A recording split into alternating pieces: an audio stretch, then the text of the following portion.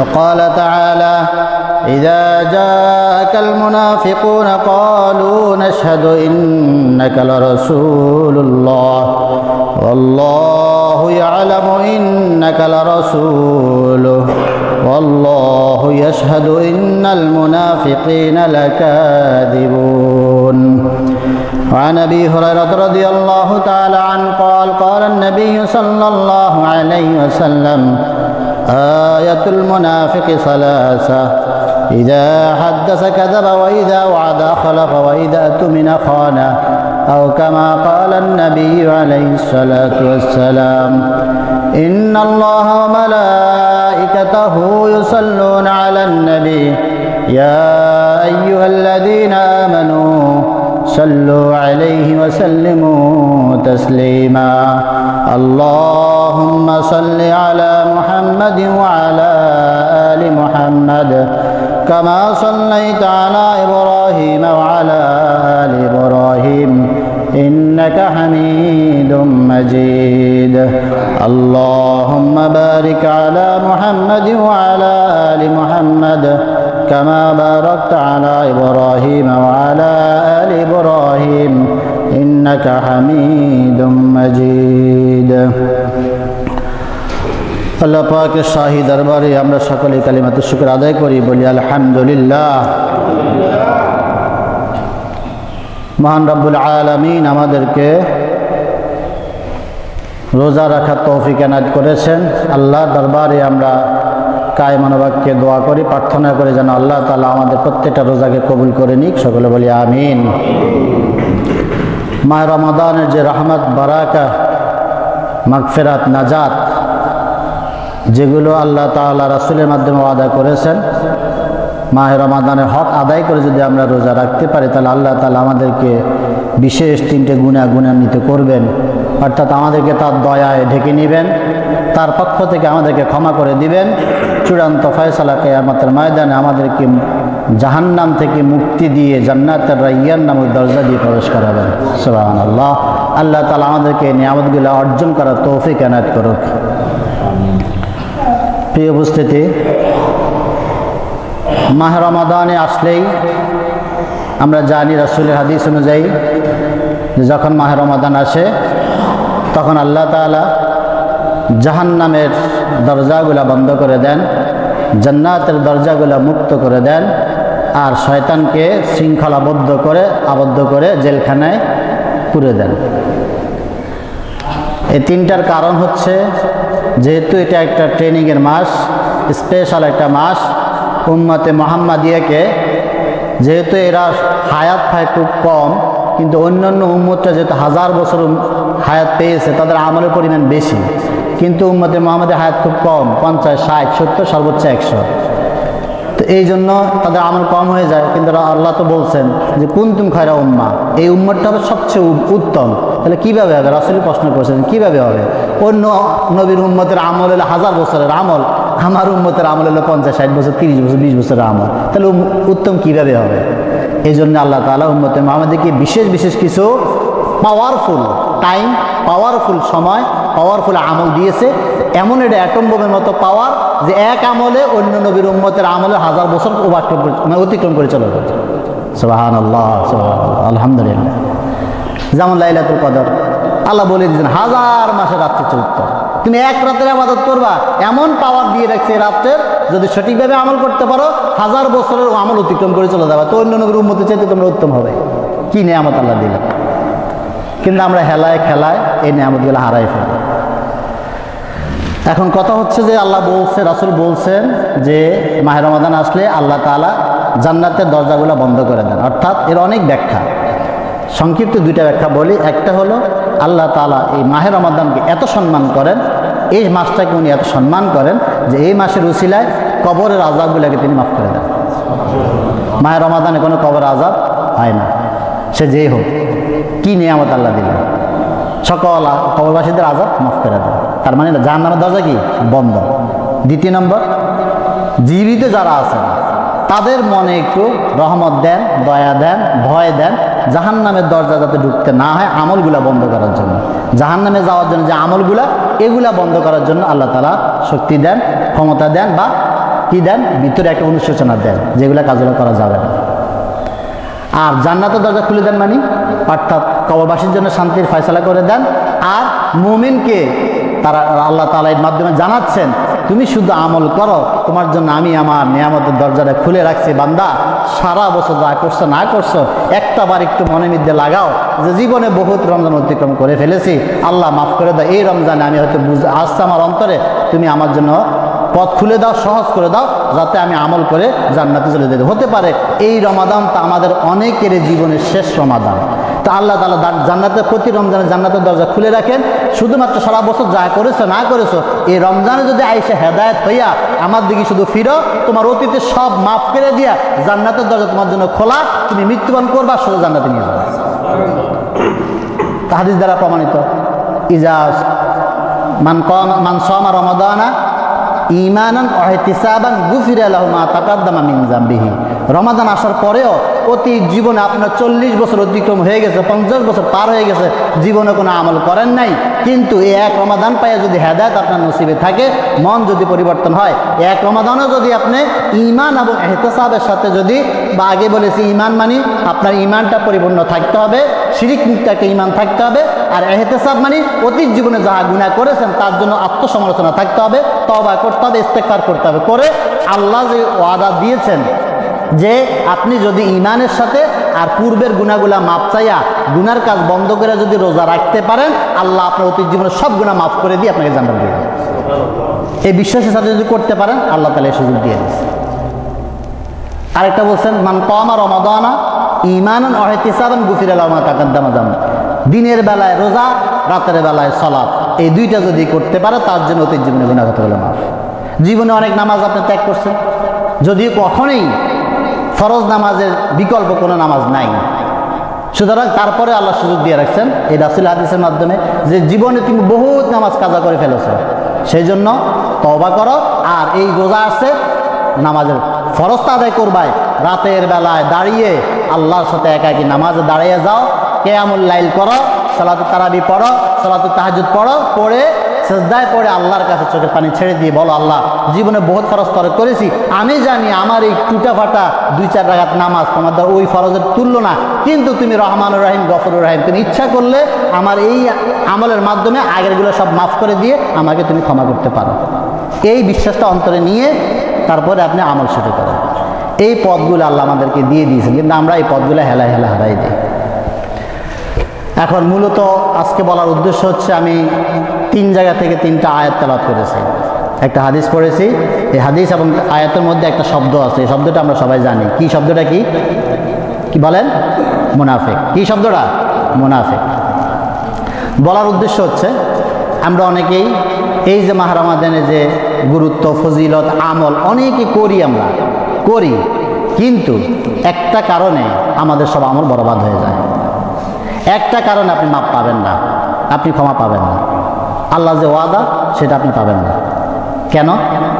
এই আচরণ যদি আপনার মধ্যে থাকে, এখান থেকে যদি না ফিরেন, তাহলে আপনি মাপ পাবেন না। এটা কোনো কাফেরের মধ্যে নাই। এই শব্দটা কোনো মুশরিকের জন্য না, কোনো ইহুদির জন্য না, খ্রিস্টানের জন্য না, এই শব্দটা মুসলমানের জন্য। এই লোকগুলা কাফের না, মুশরিক না, ইহুদি না, খ্রিস্টান না, বেদুইন না। এই মুনাফিক শব্দটা হলো মুসলমানের মধ্যে, যে নামাজ পড়ে, রোজা রাখে, হজ করে, যাকাত দেয়, দান সৎকার করে, সবই করে, কিন্তু তারপরে সে মুনাফিক। সুতরাং এটা হচ্ছে মুসলমানদের মধ্যে, মুসলমানদের একটা আলাদা একটা গুণ, এটা হচ্ছে দোষণীয় গুণ, ভালো গুণ না, মন্দ গুণ। তাহলে এটা যদি আমার মধ্যে থাকে, আমি যাহা কিছু করলাম বরবাদ হয়ে গেল। এটা খুব কঠিন জিনিস, যে সার সম্পর্কে আপনারা জানেন, যার নাম মানে মুনাফিক শব্দ বললে যার নাম আমাদের স্মৃতিপটে ভেসে ওঠে, কি নাম? আব্দুল্লাহ ইবনে উবাই।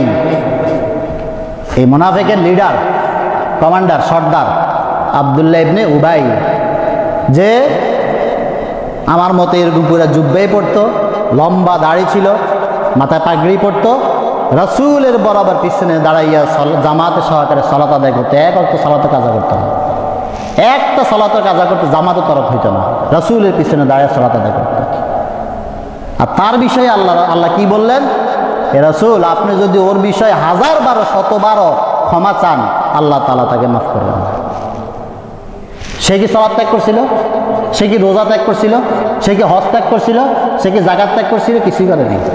ইসলামের স্তম্ভ প্রত্যেকটা তার মধ্যে ছিল, পাশে এক্সট্রা একটা তার গুণ ছিল।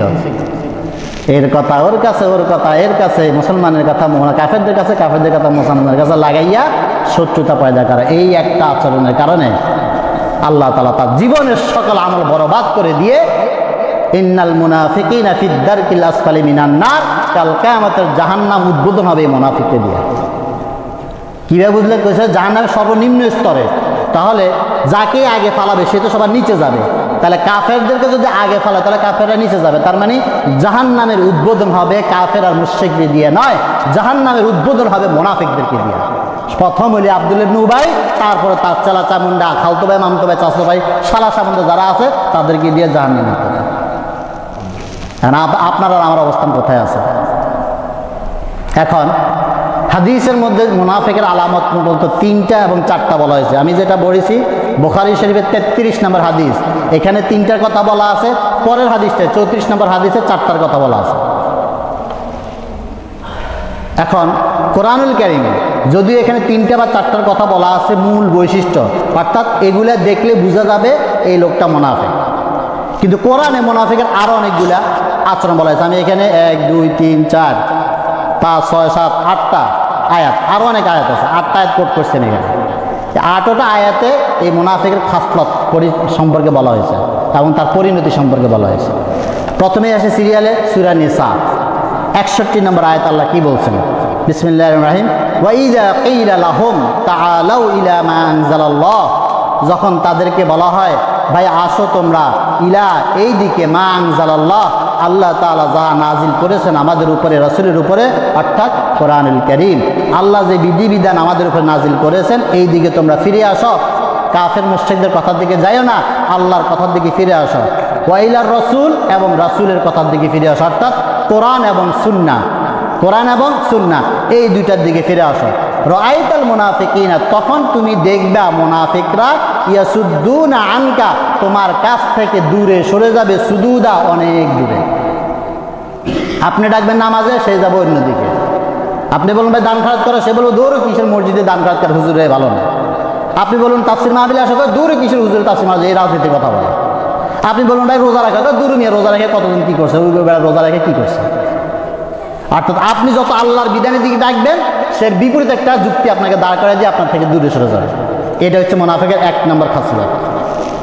এই চরিত্র আমাদের অনেকের ভিতরেই আছে। আল্লাহ এবং তার রাসূলের দিকে আপনি একটা আমল করতেছেন, ইবাদত করতেছেন, কিন্তু ইবাদতটা রাসূলের সুন্নাহ মতো হচ্ছে না, রাসূলের নিয়ম মতো হচ্ছে না, সুন্নাত তরিকা হচ্ছে না।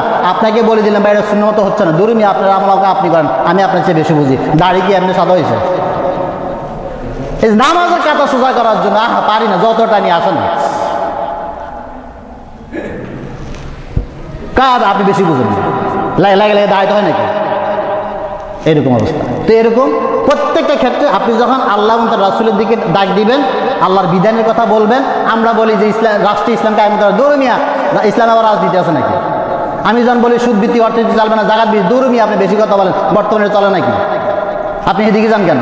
আপনার কাজ মসজিদ মসজিদ বসে থাকেন। অর্থাৎ যতটা আপনি আল্লাহর বিধানের ডাক দিবেন সে বিপরীত দিকে যাবে। এই হচ্ছে মুনাফিকের 1 নম্বর আলামত। এটা সূরা নিসার 61 নম্বর আয়াতে বলছেন যে যখন আপনি তাদেরকে ডাকবেন যে আসো আল্লাহর কালামের দিকে, আল্লাহর বাণীর দিকে, রাসূলের তোর পথে আসো, তখন সে আপনার থেকে অনেক দূরে চলে যাবে। আপনার সাথে বন্ধুত্ব রাখবে না, আপনার সাথে সম্পর্ক রাখবে না, আপনাকে ইমামও মানবে না, আপনাকে বাবা মানবে না, আপনার সন্তান, আপনার স্ত্রী আপনাকে স্বামী মনে করবে না। আপনি বাধা দিবেন, এই যাইও না, তোমার বাজারে যাওয়া দরকার নাই, শপিংটা আমি করে দিব, শত শত মানুষ আছে, তুমি বেশি বুঝুনি, তুমি ঘরে থাকো, আমি যাবো, আসবে না। আপনি বলবেন পর্দা করা ফরজ, কিসের আবার পর্দা? এরকম ব্যক্তি থেকে শুরু করে রাষ্ট্র পর্যন্ত যখন আল্লাহর বিধানের দিকে ডাকবেন তারা দূরে সরে যাবে। এটা হচ্ছে মুনাফিকের 1 নম্বর আলামত। 2 নম্বর সূরা নিসা 142 নম্বর আয়াত, ইন্নাল মুনাফিকিনা ইউখাদিউনা আল্লাহ ওয়া হুয়া খাদিউহুম। মুনাফিকের 2 নম্বর আলামত হচ্ছে, তার চরিত্র হচ্ছে তারা আল্লাহর সাথে ধোঁকাবাজি করে, আল্লাহর সাথে প্রতারণা করে, ধোঁকাবাজি করে। উপরে মুখে খুব মিষ্টি কথা, ভিতরে আপনার ক্ষতি করে দেয়। উপরে খুব আল্লাহ আল্লাহ রাসূলের নামে বলে, আমি বহুত দেখেছি। আরে আমি সিরাতুল মুস্তাকিমের পথে চলি। এর আগে একদিন, তার নামও মনে নেই, এক ব্যক্তি কোনো এক তাফসীর মাহফিলে প্রধান অতিথি বা সভাপতি ছিলেন, দাড়ি চাচা একেবারে ফেরাউনের মতো। তিনি ওই তাফসীর মাহফিলে বলতেছেন সভাপতির বক্তব্যে, কি বলেন, যে আমি আল্লাহর কাছে কখনো মাপ চাই না, ইস্তেগফার করি না। নাউজুবিল্লাহ। কি বলল? আমি আল্লাহর কাছে কখনো ইস্তেগফার করি না। মানে ওই যে হুজুরা কি, মাদ্রাসার হুজুর ছাত্ররা কি খালি ক্ষমা চায়, আমি কখনো ক্ষমা চাই না, কারণ আমি কোনো গুনাহ করি না। কি হটকারিতা! এই যে আল্লাহর সাথে ধোঁকাবাজি কি করে, তা আমি কোনো মাপ চাই না, কারণ আমি তো কোনো গুনাহ করি না, আমি আমার জানাবো। অথচ দাড়ি চাচা, টাকটুর নিচে প্যান্ট পরা, সে বলতেছে সে নাকি কোনো গুনাহ করে না, অথচ টাকটুর নিচে প্যান্ট পরা 24 আওয়ার কবিরা গুনাহ। মা কানা মিনাল ইজার আসফালা মিন কাবাইহি ফাহুয়া ফিন্নার। মানুষের পুরুষ মানুষের দুই টাকনুর নিচে কাপড়ের যতটুকু অংশ ওদিকে যাবে, ওই অংশটা জাহান্নামে যাবে। আর সে বলে কি আমি কোনো গুনাহ করি না, যে আল্লাহর কাছে মাপ চাই না। কত বড় ওলি আল্লাহ হয়ে গেছে! আল্লাহর সাথে ধোঁকাবাজি করে, নামাজ পড়ে না, কিন্তু সপ্তাহে একদিন আসে এলাকার মানুষকে দেখানোর জন্য। এই যে এই কথাটা পরে বলতেছে আল্লাহ তাআলা, পরের অংশটা বলতেছে কি, আল্লাহর সাথে কিভাবে ধোঁকাবাজি করে আল্লাহ নিজে উদাহরণ দিচ্ছে। ওয়াইজা কমু ইলাস সালাতে কমু কুসালা। একটা উদাহরণ আল্লাহ তাআলা দিছে, যে যখন এরা নামাজে আসে তখন এরা অলসতা, মানে তার মনে চায় না, কিন্তু যেই কোনো একটা কারণে, যে কোনো একটা স্বার্থ হাসিলের জন্য নামাজে আসে। আবার যদি আসেও ঠিক মতো নামাজের আরকানগুলো আহকামগুলো আদায় করে না, তার যেভাবে রুকু করার দরকার, সিজদা করার দরকার, এইভাবে করে না, টুপুর টুপুর করে চলে যায়। এই যে তারাবি সালাত, কি বলবো, বাংলাদেশে 99 মানে মসজিদে তারাবি সালাত আদায় হয় না। আল্লাহর সাথে ধোঁকাবাজি। বহুতবার আমি এই কথাটা বলি, পারি না, হেদায়েত করতে পারি না। তো সাধারণ মানুষে কি বলবো, আমাদের হাফেজ সাহেবরা, আলেমরা, মুসল্লিরা যদি হেদায়েত না হয়। কারণ হাফেজ সাহেব ভয়ে থাকে, ওই যে একদিন যদি একটু মানে ধীরে পড়ে, পিছনে মুসল্লিরা শুরু করে দিবে, এই হাফেজ সাহেব কি শুরু করলেন আপনি, বাপ দাদা সম্মত পেয়েছেন নাকি মিয়া, আমার সময় আছে না। আমি একদিন বলেছিলাম, কোরআন তেলাওয়াতের মূলত দুইটা পদ্ধতি আছে। একটাকে বলা হয় তারতিল, একটাকে বলা হয় হদর। হদর মানে হাফেজ সাহেব বুঝবেন, হদর মানে হচ্ছে মুখস্থ করার জন্য দ্রুত পড়া, এটা জায়েজ। সেটা মুখস্থ করার জন্য হাফেজ যখন মুখস্থ করবে তখন সে হদর পড়বে, কোনো সমস্যা নাই। কিন্তু নামাজে আল্লাহ তাআলা এই জন্য বলে দিয়েছেন অরাত্তিলিল কোরআন তারতিলা। সূরা মুজাম্মিলে কেন বললেন কুমিল লাইলা ইল্লা কালিলা অরাত্তিলিল কোরআন তারতিলা? যখনই সালাতে দাঁড়াবা কোরআন তেলাওয়াতের নিয়ম হবে তারতিল, ধীরে ধীরে প্রতিটা আয়াতে থেমে থেমে। আর যদি তারতিল না হয় নামাজ আদায় হবে না। এখন বলেন কয়টা মসজিদে তারাবি সালাত শুদ্ধ হয়? আমি বহু টেস্ট করে দেখেছি। ঢাকা শহর পরিচিত সালাত, ঢাকা শহর অনেক মসজিদে এগুলো পরিবর্তন হয়েছে। এত মজা লাগে আপনি কল্পনা করতে পারবেন না। কত সময় বেশি লাগে? সর্বোচ্চ 15 থেকে 20 মিনিট। দ্রুত পড়লে যত সময় লাগে তার চেয়ে সর্বোচ্চ 15 থেকে 20 মিনিট সময়টা বেশি লাগে যদি আপনি তারতিল সহকারে তেলাওয়াত করেন। তাহলে আল্লাহর সাথে ধোঁকাবাজি না? আল্লাহ বলছেন তারতিল করো, তুমি করতেছো হদর, তো হইল আল্লাহর সাথে ধোঁকাবাজি। কি 20 টাকা আদায় করার জন্য টুপুর টুপুর দিয়ে আবার চলে গেলেন। আরে তাশাহুদটা পড়তে পারি না, আমার এমন আফসোস লাগে। তাশাহুদটা শেষ করতে আমি বুঝি না। আমি যখন পড়ি যে তাশাহুদ মাত্র শেষ করলাম, আমি সালাম ফিরে ফেললাম। আরে ভাই দুরূদ পড়লাম কখন? আমি কিভাবে পড়ি? আত্তাহিয়াতু লিল্লাহি ওয়াসসালাওয়াতু ওয়াত-তাইয়্যিবাত, এভাবে পড়ি। তাহলে উনি ইচ্ছে কিভাবে আত্তাহিয়াতু লিল্লাহি ওয়াসসালাওয়াতু এইভাবে, তাহলে এটা হইল? এটা হচ্ছে আল্লাহর সাথে ধোঁকাবাজি। এই জন্য আল্লাহ বলছেন ওয়াইজা কাওমু ইলা সালাতি কাওমু কুসালা। আমাদের সমাজে শুধু মারামারি আছে 8 না 20, 8 না 20 না 10 না 12, এগুলো নিয়ে মারামারি আছে। কিন্তু একটা মুসলিম মারামারি নাই যে কেন তাড়াতাড়ি পড়লো, ধীরে পড়ো, এটা নিয়ে মারামারি নেই। ইউরাউনান নাসা ওয়া লা ইয়াযকুরুনাল্লাহা ইল্লা কালিলা। 3 নম্বর আল্লাহ বলছেন যে কারা আল্লাহর সাথে ধোঁকাবাজি করে? ইউরাউনান নাসা, যারা প্রকৃতপক্ষে আল্লাহ সন্তুষ্টির জন্য কোনো আমল করে না, মানুষকে দেখানোর জন্য তারা আমল করে।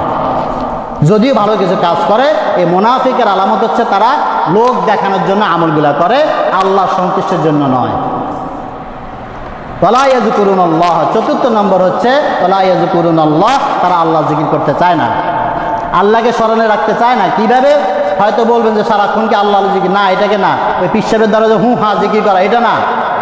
ওয়ালা ইয়াযকুরুনাল্লাহ, এটা মুজারে সিগা, অর্থাৎ করতেছে না, করে না, এটা দায়মি আমল সবসময়। অর্থাৎ যে কোনো কাজ যখন করে আল্লাহকে স্মরণ করে করে না, আল্লাহর বিধান অনুযায়ী করে না। ইল্লা কলিলা, কিছু সময় ছাড়া। ওই যে নামাজ আইসা টুপুর টুপুর কদ্দুর পড়ে, এখানে হয়তো আল্লাহর একটু জিকির হয়, মাঝে মধ্যে একটু যখন সমাবেশে যায় তখন একটু আল্লাহ রাসূলের নাম বলে। এই ধোঁকাবাজ যারা আল্লাহর সাথে ধোঁকাবাজি করে, অহুয়া খাদিউহুম, অথচ আসলে আল্লাহর সাথে ধোঁকাবাজি না, ধোঁকাবাজিটা নিজের জীবনের সাথে করলেন। এরপরে সূরা নিসার, সূরা তাওবা 67 নম্বর আয়াতে আল্লাহ কি বলছেন? সূরা নিসা কিন্তু আরো অনেকগুলো আয়াত আছে, আমি ওগুলো গেলাম। 67 নম্বর আয়াত আল্লাহ কি বলছেন? আল মুনাফিকুনা ওয়াল মুনাফিকাতু বাদুহুম মিন বাদ। মুনাফিক একজন একজনের খুবই প্রিয় বন্ধু, এরা একটা একটার সাথে খুব দোসর। ইয়ামুরুনা বিল মুনকারি ওয়া ইয়ানহাউনা আনিল মারুফ, এরা একজন আরেকজনকে কি করে? ইয়ামুরুনা, আদেশ করে, উদ্বুদ্ধ করে, পরামর্শ দেয়, সুপারিশ করে, সহযোগিতা করে, বিল মুনকারে, খারাপ কাজে, নিষিদ্ধ কাজে, গরিত কাজে, অপছন্দনীয় কাজে, এগুলোতে উদ্বুদ্ধ করে। ওয়া ইয়ানহাউনা আনিল মুনকারে, আর ভালো কাজ থেকে মানুষকে ফিরিয়ে রাখে। নিজে সিগারেট খায়, দোস্তরকে তুই একটা খা, দোস্ত যদি চল নামাজ, আর বেড়া নিজ জীবন নামাজ পড়ো, নামাজ পড়ে কী হবে? দুনিয়া হলো মজা জায়গা, চল নামাজ বুড়া হলে পড়বি না, চল একটু সিগারেট টেনে আসে, চল অমুক পাড়ায় মহিলা কলেজ আছে, মহিলা মাদ্রাসা আছে, ওইখানে একটু দাঁড়ায় থাকি, মেয়েদেরকে একটু টিচ করে আসে। নিজে সুদের ব্যবসা করে, আরেকজনকে উপদেশ দেয়, বেটা আমি তো কিন্তু কিস্তি লইছি, তুইও কিস্তি ল। এক রিক্সালা আর রিক্সালাকে বুদ্ধি দেয়, বেটা আমি তো কিন্তু কিস্তি লইছি, তুই এখান থেকে কিস্তি ল। অর্থাৎ নিজে যতগুলো খারাপ কাজ করে আরেকজনকে উদ্বুদ্ধ করে, এরা একে অপরের বন্ধু, দোষক। এটা হচ্ছে মুনাফিক। নিজে রোজা রাখে না, আরেকজনকে রাখতে দেয় না। নিজে দোকান খোলা রাখে, আরেক দোকানদারকে তুই খোলা রাখ, তাহলে আমাদের দল ভারী হবে, তাহলে আর মুসলিমরা আমাদের কিছু বলতে পারবে না। দেয় না, টার্মিনালে সব হোটেল খোলা, পারবেন না, তাহলে সিন্ডিকেট তো। ওরা এতগুলো জমা হয়েছে, আপনি গেলে আপনাদের দিব মায়ের। এটা হচ্ছে মুনাফিক। নিজে খারাপ কাজ করে, মানুষকে খারাপ কাজে উদ্বুদ্ধ করে, সহযোগিতা করে, পরামর্শ দেয়, সুযোগ তৈরি করে দেয়। মারুফ, যত ভালো কাজ আছে ভালো কাজ থেকে মানুষকে ফিরে রাখবে, বিভিন্ন রকমের কথা দিয়া, বিভিন্ন রকমের যুক্তিকতা দিয়া, হুজুরদের দোষ দিয়া, আলেমদের দোষ দিয়া, ইসলামের দোষ দিয়া। একটা মানুষ হয়তো মুসলমান হয়তো একটা খারাপ কাজ করছে, ওরার দোষ দিয়ে বাকি সব মুসলমানদের খারাপ বানাই দিবে, হুজুর টুপিওয়ালাদেরকে খারাপ বানাই দিবে। ওয়ায়াকবিদুনা আইদিয়াহুম, আর তারা তাদের হাতটাকে গুটিয়ে রাখে, মানে কোনো দান সদকা খয়রাত করতে চায় না। দান করতে বলে, আরে বেড়া দান করে কি করবি? নিজের সম্পদ আরেকজনের দেওয়ার কোনো দরকার আছে? ওই এমনি, ওরা অনেক এমনি পাবে, এটা সব ভং ধরছে, কত রকমের কথা। এরা তো শুধু জায়গা ফিরটা খাইয়ে চলে। এই মাদ্রাসা হুজুরে কি করে? শুধু জায়গা ফিরটাকে আড়া বসে, এবার কামে এটা কোরআন বেচে টাকা খায়, দিন বেচে টাকা খায়, নামাজ বেচে টাকা খায়, কিসের ইমামত, এর কি বেতন দিবে? এ তো নামাজ বেচে টাকা খায়। কত যুক্তি তার মাথায় ঘুরে। এটা কি জায়েজ আছে নাকি? কোরআন বেচে খাওয়া কি জায়েজ আছে নাকি? ফতুয়া জানে আবার খুব বড় বড়, কিন্তু নামাজের এক দ্বারা জানে, কোরআন পড়তে জানে, কিন্তু ফতুয়া জানে। এরকম কিভাবে? ইয়াকবিদুনা আইদিয়াহুম, তাদের হাতটাকে গুটিয়ে রাখে, ভালো কোনো কাজে তাদের হাত প্রসারিত হয় না। নাসুল্লাহ ফানাসিয়াহুম, চূড়ান্ত ফয়সালা কি হলো? তারা এরকম করতে করতে আল্লাহকে ভুলে গেল, বিনিময়ে আল্লাহ তাদেরকে ভুলে গেল। কি মনে করলেন? আপনি মুনাফিকি করার কারণে আপনি আল্লাহকে ভুলে গেলেন, আল্লাহ আপনাকে ভুলে গেলেন। যদি আল্লাহ আপনার ভুলে যায়, আপনার পরিণামটা কি হবে? আপনার স্ত্রী যদি আপনাকে আজকে বাসা যাওয়ার পরে বলে, তোমার আচরণে অতিষ্ঠ, আমি তোমাকে ভুলে গেলাম, আপনার দিলে কেমন আঘাত লাগবে? আপনার বাবা যদি আপনাকে বলে, তোমার আচরণে কষ্ট পাইয়া আমি তোমাকে ভুলে গেলাম, আমি আমার সম্পদ থেকে তোমাকে একদম বহিষ্কার করে দিলাম, আপনার দিলে কত আঘাত লাগবে? আর আল্লাহ বলছেন নাসুল্লাহ ফানাসিয়াহুম, তারা আল্লাহকে ভুলে গেছে, আল্লাহ তাদেরকে ভুলে গেছে। তাহলে মুনাফিকি করলে আল্লাহ আপনাকে ভুলে যাবে, আল্লাহ আপনাকে বান্দা বলে পরিচয় দিবে না। কাল কিয়ামতের মধ্যে আপনি তাকে কেন আল্লাহ বান্দা না, কিসের আপনার হিসাব দিবে? বিনা হিসাবে জাহান্নাম। ইন্নাল মুনাফিকিনা হুমুল ফাসিকুন, মুনাফিকরার আরেকটা নাম হচ্ছে ফাসিক, এটা হচ্ছে ফাসিক। এরপরে সূরা মুনাফিকুনের 1 নম্বর আয়াতে নামে দিয়েছেন আল্লাহ তাআলা সূরা মুনাফিকুন। এখানে অনেকগুলো বর্ণনা আছে, শুধু প্রথম আয়াতে বলতেছি, ইযা জাআকাল মুনাফিকুন, রাসূল মুনাফিকরা যখন আপনার কাছে আসবে, ক্বালু, তখন তারা বলে, নাশহাদু, আমরা সাক্ষী দিচ্ছি, ইন্নাকা লারাসূলুল্লাহ, আপনি আল্লাহর রাসূল। মানে সামনে আসলে, ওরে বাপরে বাপ, হুজুর আপনাকে আমি এত মহব্বত করি, ইমাম সাহেব আমি আপনাকে এত মহব্বত করি, আর পিছনে গিয়ে গালি দেবে। তো এরা এরকম করতো, রাসূলের সামনে আসলে, রাসূল আমরা একেবারে মন প্রাণ দিয়ে সাক্ষী দিচ্ছি আপনি অবশ্যই আল্লাহ রাসূল, আপনাকে আমরা বিশ্বাস করি। পিছনে গিয়ে কাফেরদের কাছে লাগাই দেয়, রাসূল অমুক জায়গায় আছে, সেই কাজ করে, তার বিরুদ্ধে লাগাই দেয়, সে জাদুঘর, সে পাগল, সে মাতাল। মুসলমানদের সম্পর্কে তথ্য দিয়ে দেয়, আলেমদের সম্পর্কে তথ্য দিয়ে দেয়, তাফসীর কোরআন হচ্ছে, কোরআন আলোচনা হচ্ছে, গোয়েন্দা সংস্থার কাছে খবর দিয়ে দেয় এখানে জঙ্গি ট্রেনিং হচ্ছে। মাদ্রাসা কোরআন তেলাওয়াত হয়, দ্বীনের খেদমত হয়, দ্বীনি আলোচনা হয়, যায় পুলিশ কাছে লাগা দেয়, ওইখানে কি জঙ্গি কার্যক্রম শুরু হয়। জঙ্গি কি? ওইখানে তাফসীর পাওয়া গেছে, হাদিস পাওয়া গেছে, হিজতুল মুসলিম দোয়ার বই পাওয়া গেছে, এটা নাকি জঙ্গি। এটা তো আমরা দেখছি দীর্ঘ 16-17 বছর। আবার নিজে মনে দাবি করে কি আমি তো প্রতিদিন তাহাজ্জুদ পড়া, সালাতুল ফজর পড়া, কোরআন পড়া দিন শুরু করি। কি বড় পীর ওলিয়া হয়ে গেছে। তাহলে এরা কি করে? রাসূলের সামনে যখন আসে বলে যে আপনি রাসূল, আল্লাহ তাদেরকে তিরস্কার করে বলতেছেন আল্লাহু ইয়ালামু ইন্নাকা লারাসূল, রাসূল আপনি বলে দেন তোদের এই সাক্ষীর আমার কোনো দরকার নাই, আমার আল্লাহ জানে যে আমি আল্লাহ তার রাসূল, তোদের সাক্ষী দিলেও বাকি না দিলেও বাকি, তোরা যদি সত্যিকারের সাক্ষী দিস তোদের উপকার হবে। আজ প্রতারণা করছিস, ধোঁকাবাজি করছিস, এটা আমি বুঝতে পারছি, আমার আল্লাহ জানে যে আমি তার রাসূল নাকি। আল্লাহু ইয়াশহাদু, এবার আল্লাহ বলছেন, আল্লাহ নিজে সাক্ষী দিচ্ছেন, ইন্নাল মুনাফিকিনা লাকাযিবুন, নিশ্চয় মুনাফিকরা হচ্ছে মিথ্যাবাদী। তার মানে মিথ্যা কথা বলা, এটা মুনাফিকের আরেকটা খাসিয়াত। এবার হাদিসে আসি, বুখারী শরীফের 33 নম্বর হাদিসে রাসূল বলছেন, আবু হুরায়রাতে বর্ণিত, তিনি বলেন আয়াতুল মুনাফিকি সালাসা, মুনাফিকের মূল আলামত, আয়াত নিদর্শন, অর্থাৎ বাইরের থেকে 3টা জিনিস দেখলে বুঝবা এ মুনাফিক। কি? ইযা হাদ্দাসা কাযাবা, যখন কথা বলে মিথ্যা বলে, ওয়া ইযা ওয়াদা, যখন কোনো অঙ্গীকার করে, আখলাফা, তখন প্রতিশ্রুতি ভঙ্গ করে। আমি যখন এখানে জিজ্ঞেস করি যে আমরা আসরের পর থেকে তাফসীর করব, আসবেন তো? জি হুজুর আসবো।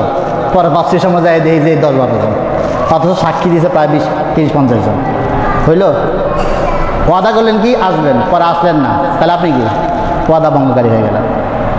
এখন এই কথা শুনে তো আগামী বছর যখন জিজ্ঞেস করবো একটা হাত তুলবে না, আর ওয়াদা করবো না, মুনাফিক হবো না, মানে আবু না, নিয়তে কি গলত আছে, তাহলে আর আবু না। তাফসীর মাহফিলে যখন জিজ্ঞেস করে কালকে থেকে আপনার সব নামাজ পড়ুন তো, জি হুজুর পড়বো, পরে গিয়া অর্ধেক নাই, ওয়াদা ভঙ্গ করলেন। আপনি একজনের কাছে ওয়াদা দিচ্ছেন যে তুমি একটু দাঁড়াও আমি একটু আসতেছি, গিয়ে আর আইলেন না। আপনি একজনকে ওয়াদা দিয়েছেন যে আমি রক্ত দিব, পরে মোবাইল বন্ধ করে বসে রাখলেন। কেন বললাম এই কথাটা? মনে হলো হঠাৎ করে একজন ব্যক্তি এই কাজটা করেছিল, এরকম অনেক ঘটনা ঘটে। মুমূর্ষু রোগী হাসপাতালে আছে, তার মাধ্যমে খবর পাইয়া তাকে বলছে ভাই আমার ব্লাড দরকার, সে ওয়াদা দিছে যে আমি ব্লাড দিব।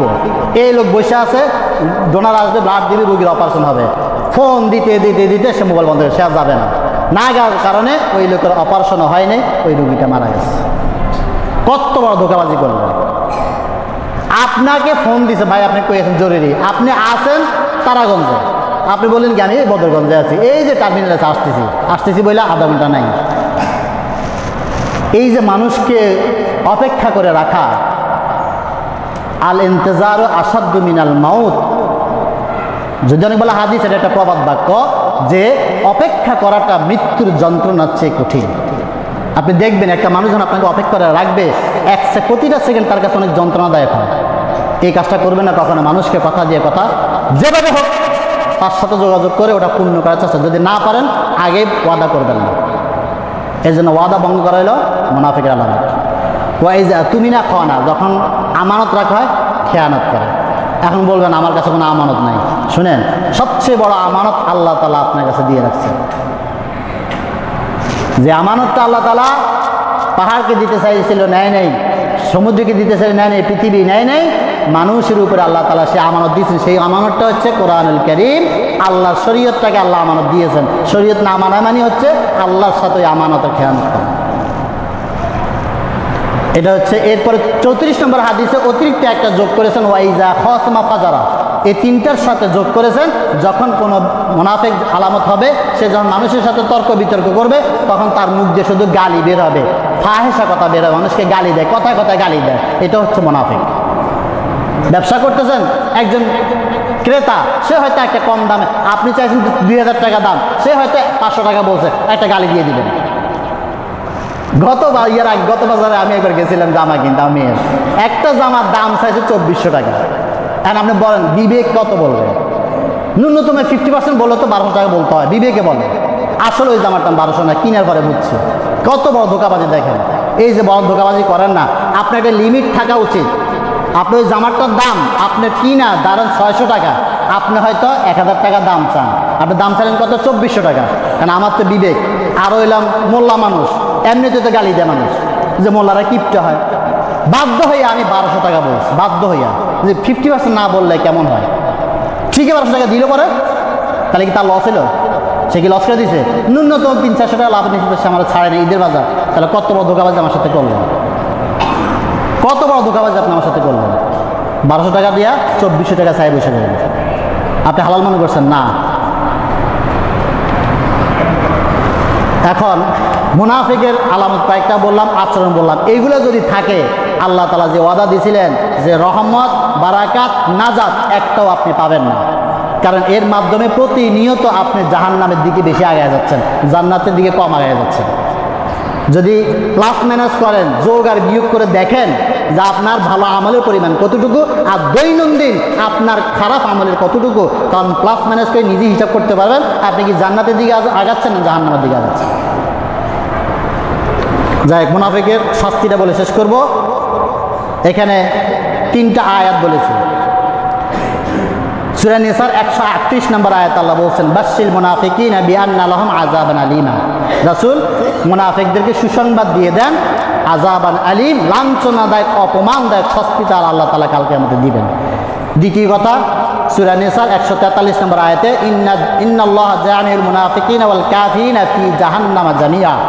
আল্লাহ তাআলা কাল কিয়ামতের ময়দানে এই কাফের এবং মুনাফিককে একত্রিত জাহান্নামে করবেন। অর্থাৎ কাফেরও জাহান্নামে যাবে, নামাজ না পড়ে, ঈমান না আনে, রোজা না রেখে, সদকা না দিয়ে, যাকাত না দিয়ে, অর্থাৎ ঈমান ছাড়া সে জাহান্নামে গেল। ঈমান আইনা নামাজ পড়ে, রোজা রাখে, হজ করে, যাকাত দিয়া, কপালে তাগ লাগাইয়া তারপরে আপনি ওই কাফের সাথে জাহান্নামে গেলেন। কি বা পার্থক্য হলো আপনারা কাফের মধ্যে? অর্থাৎ আপনারা কাফের মধ্যে কোনো পার্থক্য আর থাকলো না। আল্লাহ এটাই বুঝিয়েছেন যে জামিউল মুনাফিকিনা ওয়াল কাফিরিনা, মুনাফিক আর কাফেরকে একতাবদ্ধ করে দিব আমি জাহান্নামে সেই দিন। সূরা নিসার 145 নম্বর আয়াতে বলছেন, ইন্নাল মুনাফিকিনা ফিদ দারকিল আসফালি মিনান নার, জাহান্নাম উদ্বোধন করব আমি মুনাফিকদেরকে দিয়ে। আর তাহরিমের 9 নম্বর আয়াতে আল্লাহ কঠিন কথা বললেন রাসূলকে, ইয়া আইয়ুহান নাবিয়্যু জাহিদিল কুফারা ওয়াল মুনাফিকিন। হে নবী, আপনি জিহাদ করেন মুনাফিকের বিরুদ্ধে এবং কাফেরদের বিরুদ্ধে। ছেড়ে দিতে বলেন নাই, যুদ্ধ করতে বলছেন কাফের এবং মুনাফিকদের বিরুদ্ধে। তাহলে আপনি নামাজ আর রোজা করে কি হবেন? আপনার বিরুদ্ধে রাসূলকে যুদ্ধ করতে বলছেন। ওয়াহম জাহান্নাম বিসাল মাসির, যেহেতু তাদের চূড়ান্ত ফয়সালা হচ্ছে জাহান্নাম মুনাফিকের, যার কারণে আপনি তাদের বিরুদ্ধে যুদ্ধ করেন। আল্লাহ তাআলা আমাদেরকে এই যে মুনাফিক নেফাকি আচরণ আমাদের ভিতর থেকে পরিষ্কার করে জেনে বুঝে কি কি কারণে আমরা মুনাফিক হতে পারি, আমার জবানের দ্বারা, আমার আমলের দ্বারা, আমার দৃষ্টির দ্বারা, আমার আচরণের দ্বারা, এইগুলো দ্বারা যাতে যাতে মুনাফিক আমি না হইয়া যায়, আমার আমল যাতে বরবাদ না হয়ে যায়, এই বিষয়গুলো খেয়াল রেখে আল্লাহ তাআলা আমাদেরকে মুনাফিকের নাম থেকে খাটাইয়া আমাদেরকে খাঁটি মুমিন হিসেবে যেন কবুল করে। মাহে রমাদানে যতটুকু আমরা করি সহি শুদ্ধভাবে যেন করার চেষ্টা করি। আল্লাহ তাআলা আমাদের সকলের মাহে রমাদানের আমলকে কবুল আর মঞ্জুর করে। সকল বলি আমিন। সুবহানাকা আল্লাহুম্মা ওয়া বিহামদিকা আস্তাগফিরুকা।